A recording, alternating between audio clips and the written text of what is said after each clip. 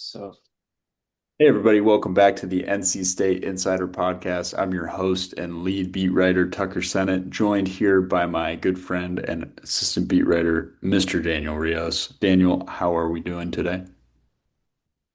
how are you, self, my man? I'm good. I missed the first part of that, but I'm That's assuming okay.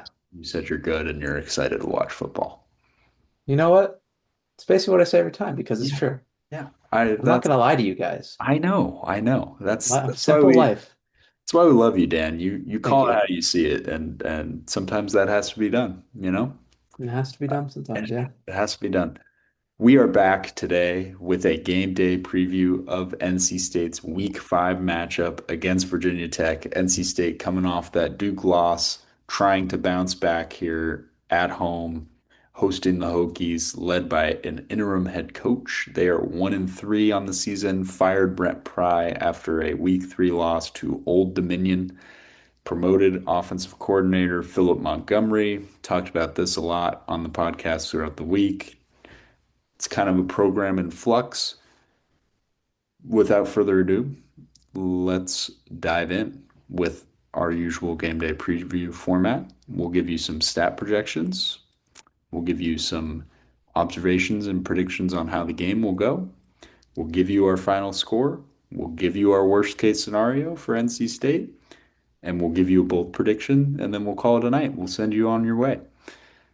So let's dive in with the stats, Dan. I believe you led off last time, so Hmm. I will take the rock back here and fire my shot. There you go. Um, as always, it starts with the quarterback for NC State, CJ Bailey, coming off of that four turnover game, three turnover, four. If you want to count that fumble, it was probably four. Okay. Did he get counted? I don't know if he got counted that fumble late, but Yeah, I think it was a group effort between he and yeah. Hollywood on that one. So four turnovers, three interceptions in the game. I think at the very least he's going to play a clean game here. Hmm. I think that was probably a major point of emphasis coming off of that showing. So I have him around 250 yards, throwing a couple touchdowns in this one. Maybe not two, but I think he scores twice, whether it's a passing touchdown or a rushing touchdown. I just think they're going to want to kind of get his confidence up against a lesser opponent. But we kind of teased this in the Virginia Tech observations episode, and I'll dive into the stats a little bit more. But Virginia Tech has a horrific rush defense. They are just it's the numbers are shockingly bad compared to an NC State team that we've been pretty straightforward about that they're pretty awful against the run themselves, and Virginia Tech makes them look like the 85 Bears with these stats. It's unbelievable. Uh, I'll give you some specifics there in a little bit, but really bad. Big day for Hollywood Smothers on the cards. I got him probably rushing for 120-ish yards, maybe going more than that, depending on how the game's going. Like if this is somehow a close game in the second half, he could be pushing that number that he set against Wake Forest, that 163 even, because they're going to be leaning on him in those high pressure situations. And I'm not sure Virginia Tech has many answers. So I think he cracks 120, scores a touchdown. And then I think in terms of the receiver they try to get going this week, it's been somebody different almost every week. And I think this would be a really, really nice week to get Teddy Hoffman some confidence back after that yeah. sort of problematic fumble last week. And he did catch some passes last week, but he just got lit up on those screen passes where he was basically catching the ball behind the line of scrimmage, and Duke was there before he could even turn. So I think getting him, comfortable again in this offense will be helpful for Bailey and the rest of the receivers as they kind of continue this ping pong that they play as who's going to be the best guy on a given week. It's Yeah. changed every week. It's been Wesley Grimes, it's been Noah Rogers, it's been Terrell Anderson, it's been Keenan Jackson, it's been Justin Jolie. It's musical chairs at the pass catcher spot for this team. So Those are my offense guys, and then I threw in a bonus defender today. I think Sebastian Harsh gets to Kyron Drones, given the weakness of this Virginia Tech offensive line, and I think he gets a sack in this game. So Okay. that's what I got for NC State. Virginia Tech, I think Drones throws for about 200 yards and a touchdown. I do think he's going to have a turnover, whether that's an interception or a fumble, just because he's always under pressure, and you know they he's got the turnover bug, to put it simply. And then another guy that we already talked about, Donovan Green, big play receiver. I think he finishes with over 50 yards and a touchdown. And then I think NC State actually buttons things up and can stop the run in this game. I think they'd rather dare drones to beat them through the air, given this offensive line's deficiencies, especially in pass protection. So, we'll see how that actually plays out because they've been in the right places against the run. They just aren't making the tackles. So we'll see if they can make the tackles and sort of replicate that performance against Damon Claiborne and Wake Forest against probably a team that has a much worse rushing attack than that Demon Deacon unit. Yeah. All What do right. you got? The good predictions as always. Thank As you you. know, we've joked around a little bit. You're just a ball knower. I don't know anything. Oh, Um, hey, you um, got me on the score prediction last week. that's true. Yeah. I'll take my little wins here and there. Yeah.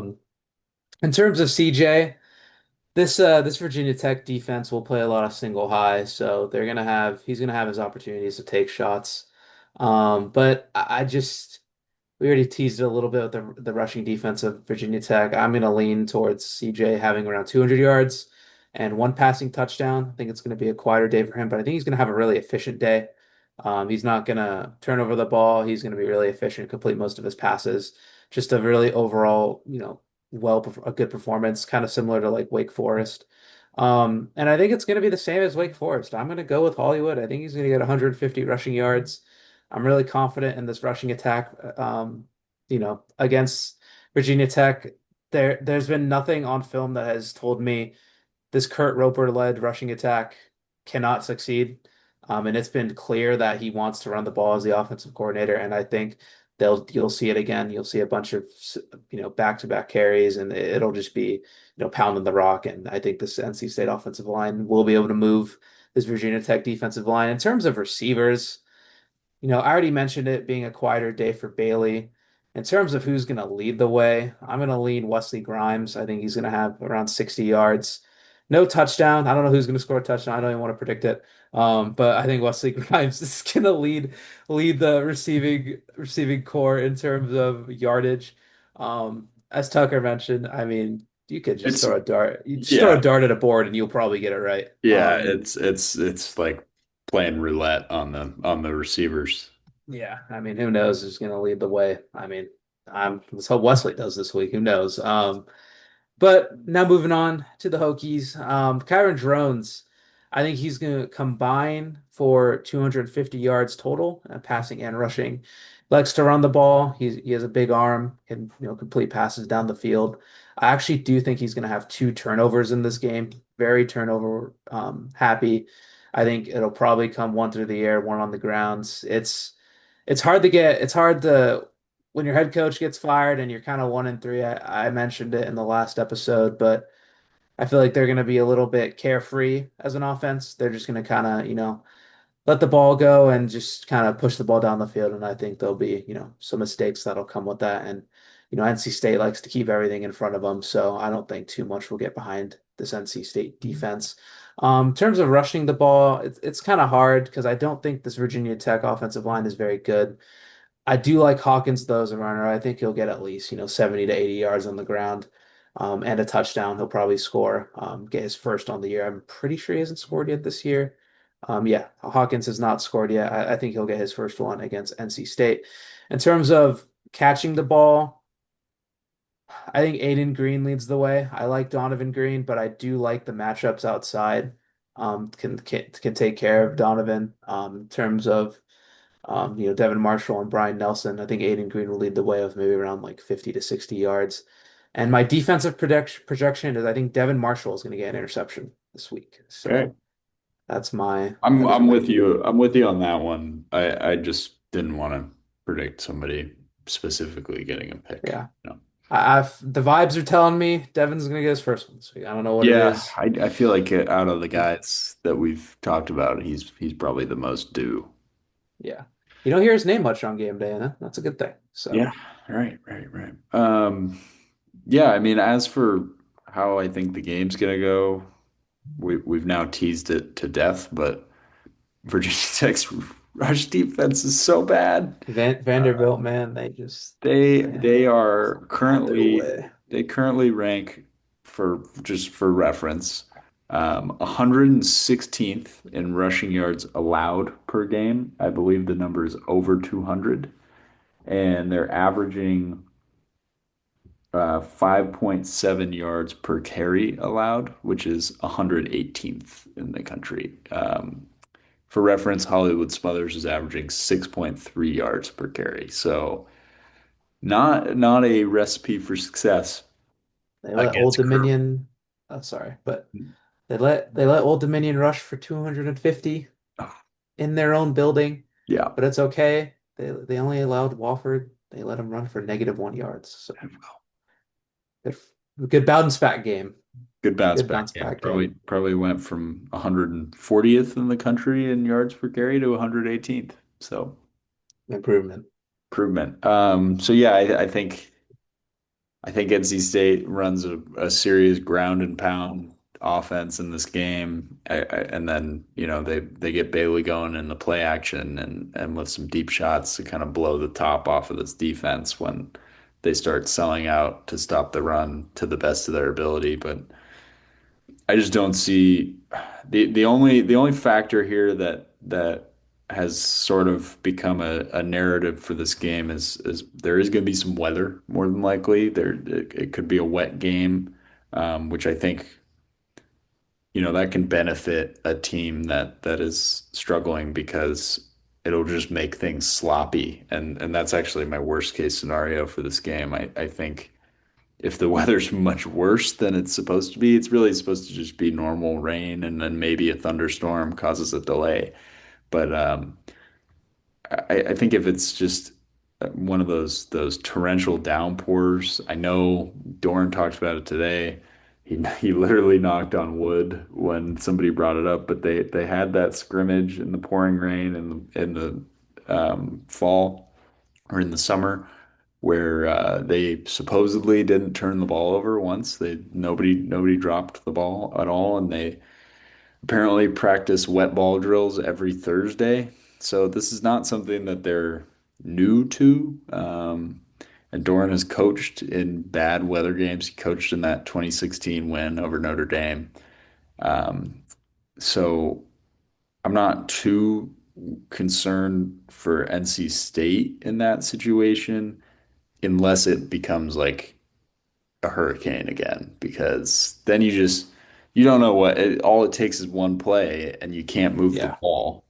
So yeah, I think that's definitely something you got to watch out for. But in terms of the game, I just don't see a world where Virginia Tech competes. I and we've mentioned this before, is I always think worst case, and I definitely can see a world is if Drones gets comfortable as a runner, he gets a little bit of momentum. Yeah, I don't think this Virginia Tech offensive line will be able to create consistent lanes, but this NC State rushing defense has been very, up and down throughout this year, and I think there is a world where they struggle against this Virginia Tech offense. And they aren't able to stop the run. And then Drones has the ability to, take the top off and things like that. That's kind of my worst case is if you get Drones going as a rusher, then his rushing ability builds him as a passer. He's one of those guys. So if you let him get dominant on the ground, I think it may be a long day for this defense that realistically should be able to limit this team to not even, under 20 points. yeah. I agree, and that's reflected in my final score prediction here. I got NC State winning 33 to 17. I think Virginia Tech's able to get on the board a couple times, maybe towards the end of the game, and NC State probably shoots out to that lead like they do so often, and then sort of tries to usher this one to the finish. Yeah. You know, get out of there alive. They got some guys banged up right now that are sort of just going week to week, and so I think they take care of business, barring any sort of gale force winds that prevent CJ Bailey from throwing the ball. Yeah. That's really my only concern for NC State, and Virginia Tech just hasn't proven that they can compete on a high level, and there's always that worry about an interim coach having that bump on a team, but given the circumstances and where they're at right now, I don't see it happening on the road. Yeah, for sure. My score is 27 to 13. I do think there is a world where this game could be close for like, those two quarters. But I just think it's so hard. I mean, they were competitive against South Carolina and Vanderbilt for three quarters. That's just the only thing that's been kind of replaying in my head is, you know, this is a team that we mentioned a little bit in the last episode as Yeah, well. the only thing I'll push back on there is those are your first two games of the season. You don't know who you Yeah, are yet. that is Once you true. lose those games, you just kind of become deflated, you know? hmm I just go back to what we talked about a little bit last episode of like it's in a sense an audition for some players in like the transfer portal, scenario. So I just kind of feel like, you're gonna get guys who are gonna maybe compete a little bit harder than you would expect just to kind of audition for teams. But I mean, in a sense, I still have NC State winning by like two scores. I don't think this game will end close, but I think there may be at points where it may be closer than people think. All right. Bold prediction, and then we'll get out of here. You wanna go bold first? I'll be bold. I think given the deficiencies in the run defense for Virginia Tech, I think Duke Scott Okay. goes over 60 yards. Okay.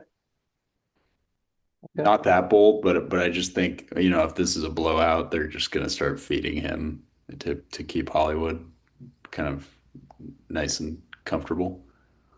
I'm on the, same mindset. I think Hollywood goes over for 200. Wow. I think this is a potential opportunity for him to kind of like assert himself Okay. to the country, Over things 200. like that. Wow. A little Ashton Genty performance here from Hollywood Smothers. Yeah. College Ashton Genty, not NFL Ashton Genty. Let's not talk about NFL Ash agency on here. No, no, we won't. We shouldn't do that. Well, We'd that's be all I going for got. we, And we'd be going for an hour. we would be. And I think based on our energy level this evening as we get you ready for game day here, it's probably the right time for us to leave you. And we'll be with you on Saturday with game day coverage. We'll have the game thread going throughout the game. You can follow us on social media at Senate Tucker on X, at Daniel_Rios72 on X. Follow the website's account at Wolfpack on SI. And then after the game, you can find some reactions and such on the sports videos on SI YouTube channel, where we'll have daily podcast episodes. So it's all good stuff, and we'll see you next time.